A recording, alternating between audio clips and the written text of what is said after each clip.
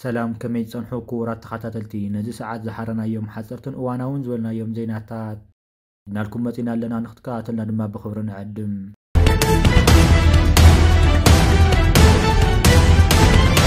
منستر قديات وصا قبص بدر عبد اللاتي مس منغستاو مراخب بوزاهن سعود العربيا ابز غورق عالم حتات ممحدار قي بحر نايتنت قماقم زركبه هاجرات قداي مخان بحيل قال تزاريبو نتا بحر الو ايتيوبيا خاو زخون يخون تساتفو زغلله خوينو جغراف ود سب كقيره زي يخل ملكوتاو فرد ايو ايتيوبيا دما خسكا مسات عالم ودو البو خوينا خصنحيا بمبال ايتيوبيا قي بحر زخونه قد خم زي هلوا غليصو قبص مسعود عرب بمخان نزا قدا سمت حالف مسمر ممحدارو كل صوتن مرغان محلا اورا حلافنت ام سمع دما حبيرو بتوسخ قبصن سعود عربنا ممحدار قي بحري حدش مرحن موصاب زت خم زلوا دما تزاريبو قبص نزي خا قدست متحالف نقدن مغعجا صعتن عالم زخونه مسمر بتن بغتا مس قي بحري زداوا هاجرات كم محدر كم زلوا ايات مغوت منستر بدل عبد العاطنه تنغماغون قي بحري دركبه هاجرات طرحه ممحدارو غاون سراج كون مورال حلافنت كم زلون بمغلاط تاودو البو زخونه ايتيوبيا ممحدار تبحري كساتفلو تخل حغاو مسرت كم زي ولاد ماسميرلو اتن ايتيوبيا زمرح زلو ود بشاشا اب تقم تختشن 23 بايت هاجرو زهاو مبرهي هاجرو قي بحر افدغناي مركاب زلوا تاريخاو قبل حتو داغماي كرا له ود حرم والو كسكاب حج بستفالي سبسلطان تهاجر يقصلله تود بشاشا بعثه 6 مسكرم 2025 يمدبر منغس زول مصحف زمرقلو ايتيوبيا نزلالم اسرت جغرافيا خويناختنبر يايل زحسب ايتيوبيا وانتهاليو بدو زموتو اي خمس ولا زفلط كوينو منستر عبد العاط دما ايتيوبيا كسكع مصعات عالم ودو الو خوينا خصنحيا خول فكرو ايرترا دما نت بايتيوبيا زوهاب مغلطات ملس ختول صنحت كوينا غجل ايرتراوያን مهورات بشموت تقمت 2025 ناو حورات هاجرات حبرت افريكان حبرت اوروبان عرب ليجن امريكان كالوت هاجراتن محبرات نوزل اخو ملختي زخونت هاجر ناي كالي هاجر دوب بحيل خدقير غاوي مورلاو مسل يبلان قرنا افريكا دروبسن كونتاتن ግጭታትን ብዙሕ ዋጋ ከፊሉ ይዝወሉ ኮይኖም ወጽኢት ድማ ልዕል ስቃይ ሰባት መምዝባልን ምህማሽን ቁጠባ ነስዒቡ እዩ ካልእ ተወሳኺ ምትፍናን ድማ ንኽልቲ ሃገራትን መላእቲ ዘዋንዕናው ክኸውን ብምባለት ቂኦም ምንባሮም ይርስዓን ውር ፕሬዝደንት ኢሳያስ ኣፈወርቂ ን5 መዓልታት ተወግጽ ዑደት ይካየድ ዘሎ ኮይኑ ኣብቲ ምስ ፕሬዝደንት ዓብደ ፈታሕ ሓልሲ ዘካየድ ወርክብ ግብጽ ምድልዳልን ምርግጋን ዘዋቀርና ኣፍሪካን ምብራቅ ኣፍሪካን ዘለዋ ታራ ዓሚቕ ኣድናቆት ገሊጹሉ ፕሬዝደንት አልሲሲ ብወገኑ ሃገሩ ንልኣላውነትን ግዛእታዊ ሓድነት ኤርትራ ንምድጋፍ ዘለዋ ጽንዕ ተወፋይነት ድማ ደጊሙ ኣረጋጊጹሉ ግብጽን ኢትዮጵያን ብጉዳይ ናይቲ መስከረም استمرق عوي قد هداسن نوي عمتات كوادت ادما صانحانيان منستر قدات وصا قبص بدر عبد العاطي نز قداي ملكتو حفشاو غواي حورات هاجرات سمعو مدره ايتيوبيا بمخنيات عوي قد هداسه يوتو تحتوي تفاز زركو مليونات اب حدغا خورق غيرايل بمخصاص ات قداي ناو علماو بيت فرد 5 دما تزاريو نيرو او حورات منكسات مختل قوام وكيل ايتيوبيا يوسف كاسايو زهو مرس دما قبص بزعا عوي قد هداسه زقرو تزربا مسرت زيولن زغاغينن بمبال دحر منصاق قبص بزعا قد هداسه بتدغاغامي ومنازي خونو خصاتنا بيت فرد صت حورات هاجرات تقريبا يا خول دما وقيسو ግብጽ ኢትዮጵያ ካብ ቀዳማይ ሚኒስትር ላዕለዎት ኣዘዝ ሰራዊታት ሒዛ ከስካዕ መንግስታዊ መራኸቢ ብዙሃን ብዛዕባ ዋነት ባሕርን ተካይደ ዘላ ወፍሪ ከም ትቃወም ድማ ትሕብረላ ግብጽ ጸጥታ ቀይሕ ባሕሪ መንገዲ መትረብ ስውጽ ንትረኽቦ ኣታዊ ብቐጥታ ስለ ዝጸልዎ ኣብቲ መስመር ዝህሉ ምዕማላት ድማ ብኣንኩሮ እያ ትከታተሎ ዕጡቋት ሕትኻ ሕዳር 2023 ሒዞም ኣብ ቀይሕ ባሕሪ መጥቃዕታት ከካይዱ ብምጅማሮም ኣታውታት ግብጽ ካብ መትረብ ስውጽ ዓውይ ከም ዝጎደለ እዩ ዝግለጽ ፕሬዝደንት ግብጽ ዓብደል ፈታሕ አልሲሲ ብግንቦት 2025 ዝሃቦ መግለጺ ብሰንኪ ዘባዊ ኩነታት ክሳራ ኣታውታ መትረብ ስውጽ ወርሓዊ بأساس 800 مليون دولار كم زنكيد ما قليص نيرو او قيب بحر زداو هاجرات 8 خوينن ايرترا سعود عرب يمن جبص السودان جيبوتي يردانس اسرائيليين ايثيوبيا خابزن مس قيب بحر زداوا مس ايرترا جيبوتي السودان دما بمريت تراخب ود بشاشان او ጸጥታ ምክሬት ዘቅረቦ ናይ ቀይሕ بحر اف ደገ بحر ናይ ምርካብ ጠለብ ምሕጽንቱ ብሙሉእ ድምጽ ድማ ተነጽይጎሎ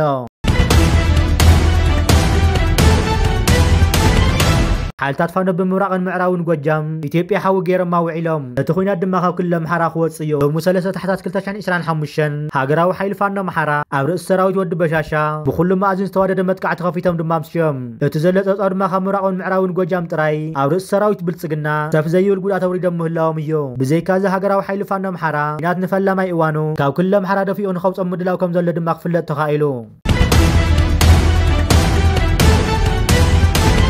بخالي زينانا دما اوشت قديات حنت هاجر منغست مسكال منغست محازه هاجر لعل عقمو زخونه قلولاو كتحاور مرأي زينبو رايكونن ترامب زعاونا نيجيريا سراويت موفار ملكيتو زهو زلغن كاب زتفلي يمثل اب نيجيريا ولعل امنت كريستيان مطنات عاليت كم استفصم زغلص كسي اب زحلفته مناتا وارخ اب قال حلفات يمناويان امريكا دما خدرغ حقن يلو ترامب كوس داي يزولو زلسو قم تخاب زنقل كوينو زاغيد بلكع خمزي عينت ولعل حد هايمانوت زتكور متقع تفصيمو دي تفصمن غن سراغاغص نغير يلن እዚ ድማ ሆም ጥራይ ዘይኮነ ዘይከም ከምቶም መንጎል ላውነት ሃገር ዝመርሑ መንግስታት ዝግበር ምትሕብባር ስራም ናብቲ ሃገር ሰራዊት ከዋፍር ዝብል መግለጽ ዘውፅእ ብኢደ ወናኑ ድዩ ዋላ ዝተኸተሉ ሕጋዊ መስርሕ ኣሎ ዝብል ሕቶ ድማ ይለዓል ኣሎ ቅድመ ቀዳድም ፕሬዚደንት ኣሜሪካ ዶናልድ ትራምፕ መንግስቲ ነቶም ክርስቲያን ክከላኸለሎም ኣይኽእልን ብምባል እዩ ዝኸስስ ስለዝኾነ ድማ ኣብ ናይጀርያ ንሰላማውያን ዕጡቃት ጉጅላት ንምምካት ሰራዊቱ ወታደራዊ ስጉምቲ ክወስድ ኣድላዊ ምድላዋት ክገብሩ ድማ ኣዝዩ ዘሎ ስብልክዕ ብዛዕባ የናይን መዓዝን ተፈፀመ ቅፅለት ይጠቅስ ከም ዘሎ ንፁር እኳ እንተዘይኮነ ኣብቲ ሃገራዊ ልዕሊ ኣመንቲ ክርስትና ብፍሉይ መጥቃዕቲ ይፍፀም ከም ዘሎ ይዛረብ ዓመፅን ግጭታትን ዝከታተሉ ጉጅለታት ኣብታ ዳርጋ ማዕረ በዝሒ ሃይማኖት ክልቲኦም ሃይማኖት ከም ዘለዋ ዝንገረላ ሃገር ልዕሊ እስላም ክርስቲያን ይቕተሉ ከም ዘለው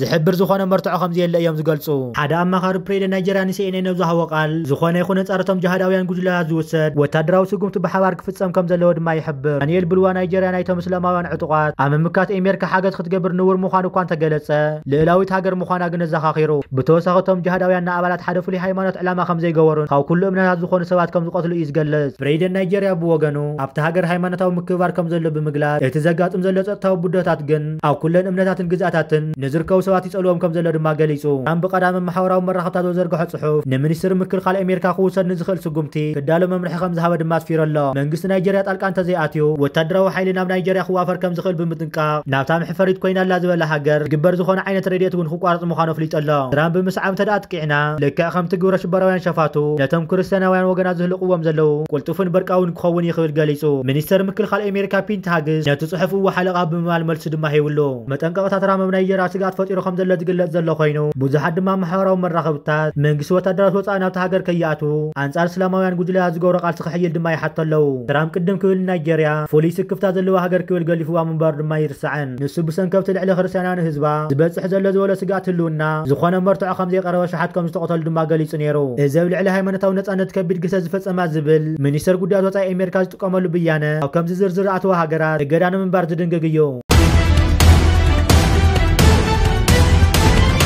ኣብ ሻምፒዮን ኣፍሪካ 2025 ንኤርትራ ዝውክሉ ተቀዳደምቲ ተፈሊጦም ኣብ 20 ክሳብ 23 ሕዳር 2025 ኣብ ኬንያ ከተማ ክዋለብ ዝካየድ መበል 19 ሻምፒዮን ቅድም ብሽክሌታ ኣፍሪካ ንኤርትራ ዝውክሉ ኣባላት ተቀዳደምቲ ተፈሊጦም እዛ ሃገራዊት ጋንታ ኣብ ናይ ዓበይቲ ኦሊምፒካዊ ተቀዳዳማይ መርሃዊ ቅዱስ ሜሮን ተሾመ ኑር ኣሕመድ ዓብደል ዋሂብን ናታን መድሃንየን ኣብ ትሕቲ 23 ከዓ ምክያስ ማእኸለ መዋእል ግርማይ ሄብሮን ብርሃንን ዓወት ኣማንን ክውክልዋ እዮም ኣብ ናይ ደቂ ኣንስትዮ ናይ ዓበይትን ትሕቲ 23 ዓመትን ሞናሊዛ ኣርኣያ ብርክቲ ፍስሃየ ሱዛና ፍስሃየን ኣድያም ዳዊትን ክወዳደራ እየን ኣብ ናይ ጂኒየር ደቂ ተባዕትዮም ናሃብ ሙፍሬም ኬቨን ተክለማርያም ዮናስ ኣክሊል ናታን ተስፋ ኣለም ብናይ ደቂ ኣንስትዮ ከዓ ኣድያም ተስፋ ናርዶስ ጸጋይ ኣርሴማ ዓንደጽዮን ረዚና ብርሃነን ንኤርትራ ወኪለን ክወዳደራ እየን እዛ ሃገራዊት ጋንታ ባለስልጣን ሙሴ መምህር መድሃንየ ተክለማርያም ያኽትእለ ሃገራዊት ጋንታ ኤርትራ ዓመብ ኬንያ ከተማ ኣልደረቶ ብዝተኻየደ መበል 18 ሻምፒዮን ኣፍሪካ ሄኖክ ሙሉብርሃን ተኸታታሊ 3 ዓመታት ሻምፒዮን ኣፍሪካ ኸውን ምኻል ድማ ዝከር እዩ ኤርትራዊት ውድድር ብድምር 16 ሜዳልያ ብምውሳድ ነቲ በዓል 2022 ኣብ ግብፂ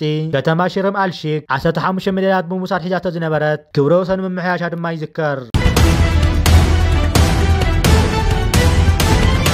ኣብ ሆስፒታል ሓሊበት ብዓይነቱ ፍሉይ ዝበለ መጥባሕቲ ዓፅሚ ተሳላሲሉ ኣብ ሃገራዊ መወከሲ ሆስፒታል ሓሊበት ኤርትራውያን ሞያውን መጥባሕትን ካብ ጀርመን ዝመፁ ኣባላት ጉጅለ ሓኻይም ኣርከም መንግስቲ ተሳተፍዎ ፍሉይ ክእለት ዝሓትት መጥባሕቲ ዓፅሚ ንፈለም እዋን ካብ 25 ክሳብ 31 ጥቅምቲ ተኻይዱ እቲ መጥባሕትን ፊዚዮተራፒን ዘጠቓልል ኣገልግሎት ከም ዝኾነ ዝግለጽ ዘሎ ኮይኑ ኣቕዲሞ ምርመራ ዝተኻየደሎም ብሰንኪ ሓደጋ ዝሰዓበ መስበርትን ተፈጥራዊ ምዝባልን ዕፅምትን ዝነበሮም ከምኡውን ህፁፅ መጥባሕትን ዘድልዮም ትሕቲ 18 ዓመት ዕድሚኦም ን25 ዜጋታት ከም ዝተኻየደ ኣብቲ ሆስፒታል ሓላፊ ክፍሊ ዓፅምን ማውተን ዶክተር የኤል ብርሃም ገሊጹ ኣባላት ጉጅለ ሓኻይ መጥባሕቲ ኣካምድ ኣብ መጥባሕቲ ዕፅምቲ ትሕቲ ዕድመ ናይ ምልዋእ ተመኩሮን ናውቲ ደገፍን ከም ዝገብሩ ዝሓበረ ምስ ቁፅሪ ተሓከምቲ ድሩትን ግዜን ብድሆታት ትሕቲ ቅርፅን ዝምስገን ውፅኢት ከም ዘለዎ ድማ ኣብሪሁ ነርሁነሽ ተስፋይ ብወገና ደገፍ ናይቲ ጀርመናዊ ጉጅለ ነቲ ምስ በዝሒ ተሓከምቲ ዝኽሰት ክብደት ናይቲ ዕማም መገዳስቲ ከም ዝኾነ ብምሕባር ኤርትራውያን ሞያውያን ንዝቐሰምዎ ተመኩረን ምስግጋር ቴክኖሎጂ ብግቡእ ክሰርሕሉ ኣድላይ ቤት ኣኸጣጥሕ ድማ ተዳብያ ወኪል ጉጅለ ሓኻይ መጥባሕቲ ኣርኪሚድ ነርሲ ካሰኛ ብወገና ምስ ሕክምና ዕፅምቲ ዛመድ ፍሉይ መጥባሕቲ